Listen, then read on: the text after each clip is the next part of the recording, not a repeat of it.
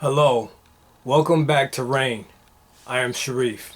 For tonight's video, I will be covering my book again, Who Are You? Knowing Your Ancestors. This time I will go over a couple of points in chapter 2. Let's get into it. First, I want to read off the definition of American, since everyone on TV is calling themselves Americans. Like, wait a minute. Not everyone is an American. Let's look at the original definition, shall we? This is Webster's Dictionary, 1942. American, noun, an aboriginal or one of the various copper-colored natives found on the American continent by the Europeans. The original application of the name. So why is everyone calling themselves Americans when it only refers to the copper-colored people on the continent? And we weren't found. In order for us to be found, we had to be lost. We were never lost. We knew where we were. So that should be a misprint in a dictionary, that word lost. I mean, that word found, because we were never lost. But anyways, let's move on. Another point I want to cover is my people are not U.S. citizens. I want to read from my book. When the United States of America was formed, it was formed as a corporation for the colonizers to conduct business upon the land. As you should know by now, the treaty with the emperor is a business contract giving the colonizers permission to set up shop on the land for 50 years, and the treaty also dictates how various issues must be handled between Moors and U.S. citizens. The Constitution for the United States of America, 1789, gives the colonizers guidelines on how to operate the corporation. The treaty, Article 15, does allow merchants to hire whomever they please and stipulates equal pay for equal work. So merchants could hire Moors or they could hire U.S. citizens. It didn't matter, just as long as equal pay for equal work. And it was up to the merchants who they wanted to hire. You didn't have anybody like Homeland Security wanting to check IDs, and it has to be a U.S. government ID or a state ID. Any of that bullshit. It doesn't stipulate it doesn't stipulate that in the treaty. It just says the merchant. Okay. Continuing. The Organic Constitution, 1789, Article 1, Section 8, gives power to the Congress to regulate commerce with the Indian tribes. That means that they could put taxes or fees on their U.S. citizens whenever they wanted to conduct commerce with the Indian tribes. They can't do anything with the Indian tribes, but they had to put those fees on their own citizens. Okay? Let's see. There is nothing in the Organic Constitution or the treaty which warrants naturalizing Moors. My question is, why were my people unlawfully allowed to become U.S. citizens? First, we will start off with the definition of citizen, courtesy of Bouvier's Law Dictionary, 1862. Quote, all natives are not citizens of the United States. The descendants of Aborigines and those of African origin are not entitled to the rights of citizens. Anterior to the adoption of the Constitution of the United States, each state had the right to make citizens of such persons as it pleased.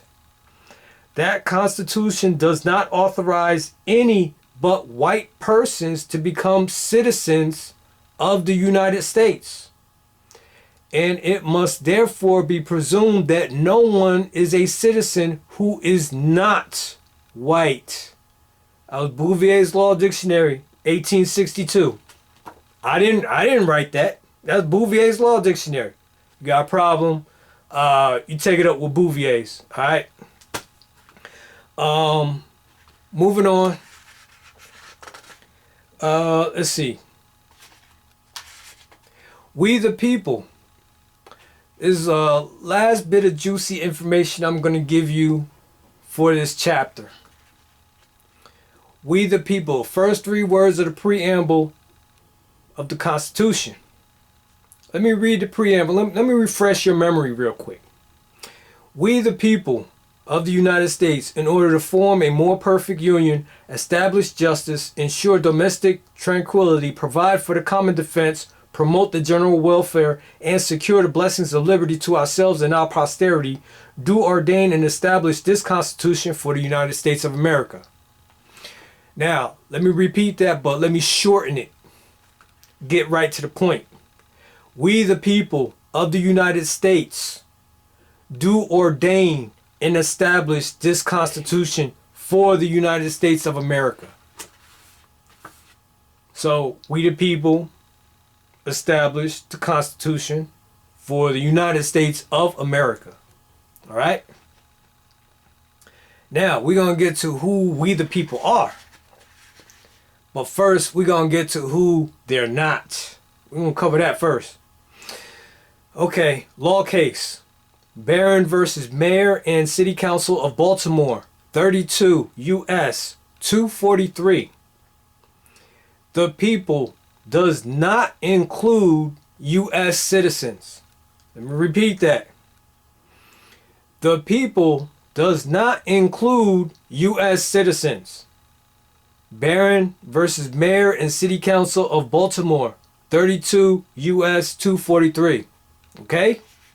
Now, we're going to get to who we the people are. Now, I didn't write this. Comes from congressional records itself. Congressional record, 58th Congress, Session 3, Senate record, Upper Congress, Senate record, January 9th, 1905, page 572. Quote, the self-defining statement that we, the people of the United States, do ordain this Constitution referred to other inhabitants of the states and territories who, at that time, were racially distinguished from the people of the United States. They were the Negro race who were then held in slavery and were so recognized in terms by the Constitution, and Indian tribes organized in separate but independent tribal governments, and Indians in the states who were not taxed. There you have it. Our ancestors were responsible for Constitution for the United States of America, 1789. So, when you hear all the framers of the Constitution, and the let's see, George Washington and all them dudes, they did this, they did. George Washington was never elected. He was appointed to that position. For someone to be appointed to a position, there was somebody that was higher up to appoint him to a certain position. Think about it. All right? I'm going to let you guys marinate on that. That's the end of this video. Thank you for coming to R.A.I.N. Peace.